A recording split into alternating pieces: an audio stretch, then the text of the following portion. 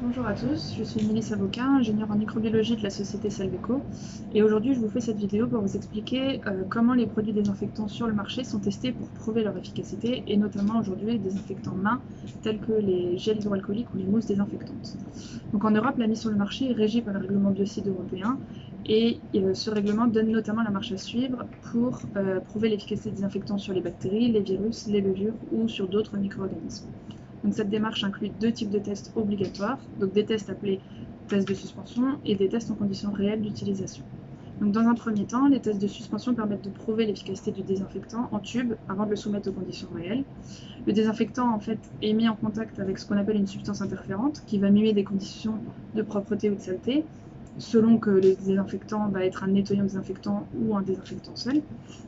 Et on le met également en contact avec des micro-organismes, donc bactéries, levures, virus ou autres en fonction du claim souhaité.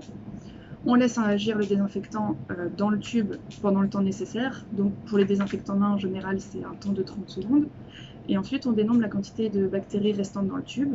Donc ce nombre est comparé au nombre de bactéries initiales, et donc on calcule le nombre de micro-organismes tués pendant le temps de contact du désinfectant.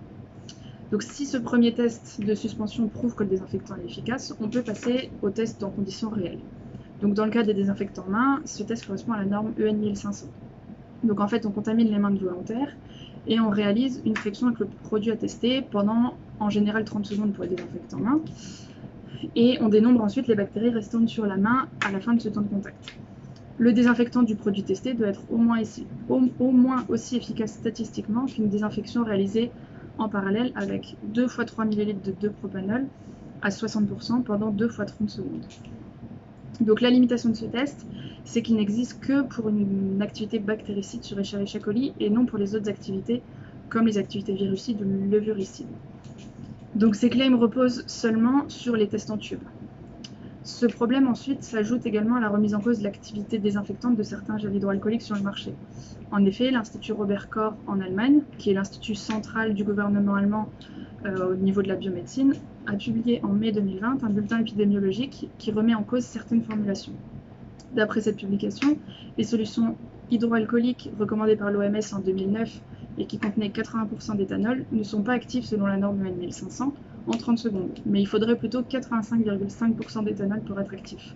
Cela pose donc la question de la véritable efficacité de certains gels hydroalcooliques sur le marché, puisque la plupart contiennent entre 60 et 80% d'éthanol. Donc pour éviter cette remise en question, Salveco, nous avons déjà passé avec succès les tests imposés par la réglementation sur les bactéries, les levures et les virus enveloppés en 30 secondes pour notre mousse désinfectante. Et tous ces tests ont été réalisés dans des laboratoires externes et accrédités. Mais nous souhaitons aller plus loin.